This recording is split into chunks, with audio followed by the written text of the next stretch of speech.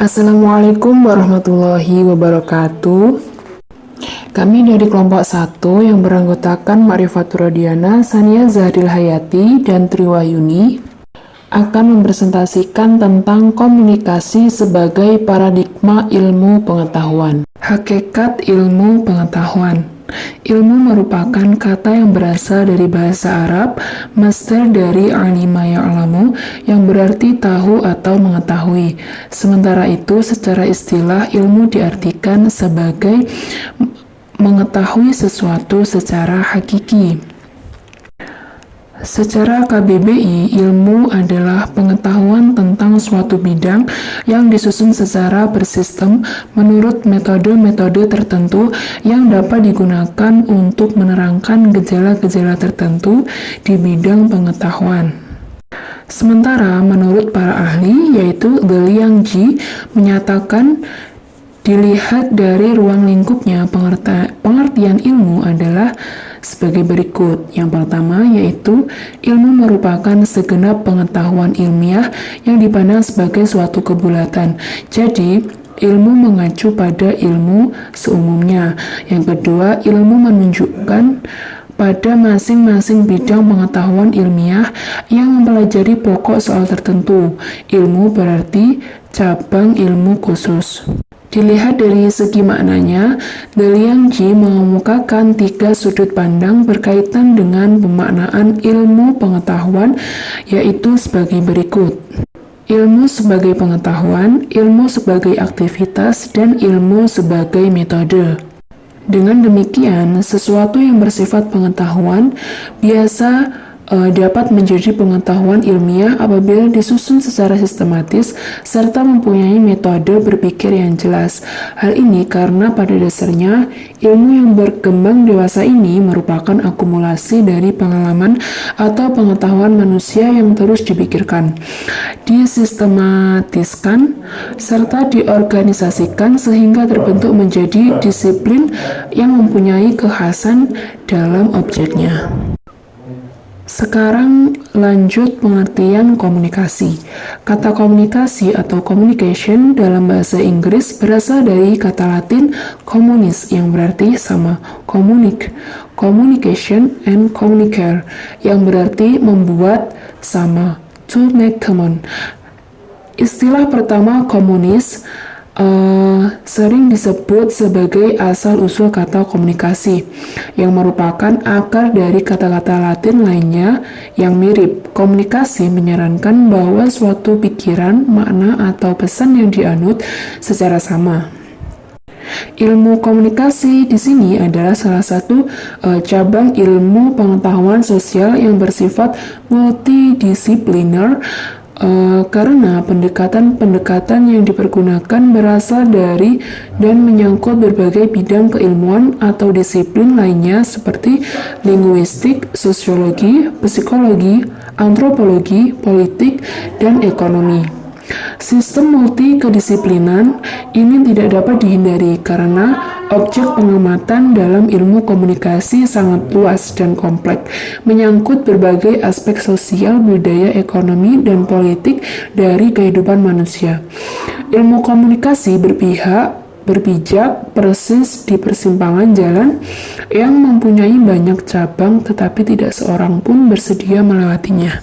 Baik, selanjutnya yaitu membahas tentang komunikasi sebagai ilmu pengetahuan.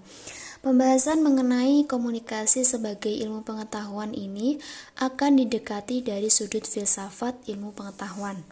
Berikut ini kita akan mencoba memahami apa hakikat dari filsafat ilmu. Yang pertama, ilmu pengetahuan dapat dibedakan dengan pengetahuan atau knowledge. Yang kedua, pengetahuan merupakan sesuatu yang diketahui dengan menggunakan akal sehat. Yang ketiga, pengetahuan misalkan informasi dari media massa, pengalaman pribadi atau personal experience, dan mitos-mitos.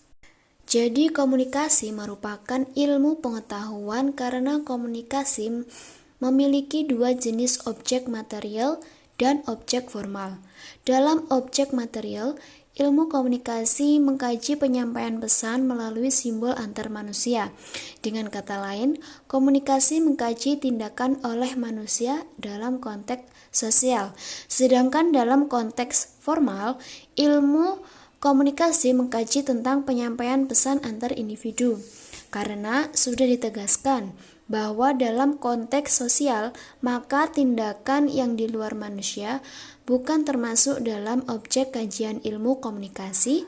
Dari sini ilmu komunikasi sebagai ilmu dapat menegaskan garis besar ilmu komunikasi dengan yang lain dalam ruang lingkup objek kajian.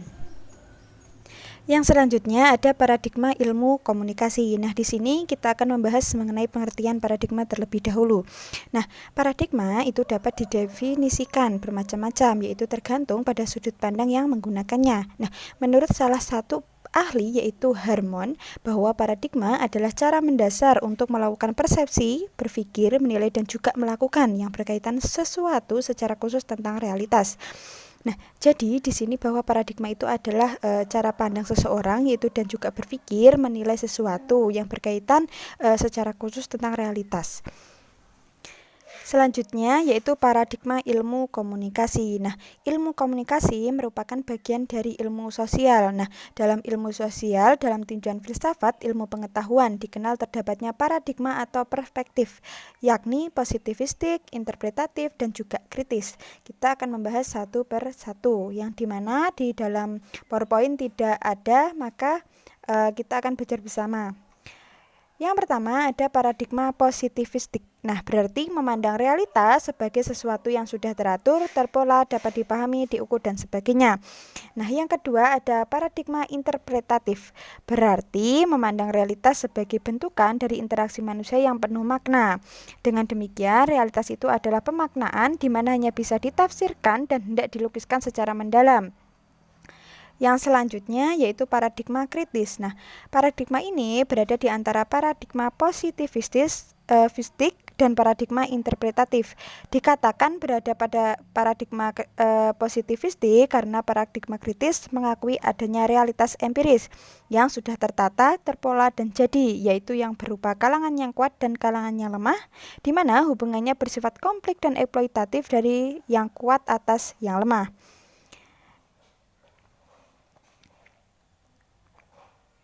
Maka harapannya dengan memahami unsur-unsur tersebut, kita akan dapat memahami suatu teori dengan tepat, sehingga pada akhirnya kita pun akan dapat menggunakan teori secara benar, sehingga pemikiran yang logis, pemahaman yang memadai terhadap perbedaan teori, penggunaannya tepat dalam menganalisis masalah-masalah komunikasi akan dapat dimunculkan. Cukup sekian materi dan presentasi dari kelompok 1. Bila ada kurangnya, kesalahan dalam tutur kata, kami dari kelompok 8 memohon maaf yang sebesar-besarnya. Cukup sekian, akhirul qouli wal afu minkum. Wassalamualaikum warahmatullahi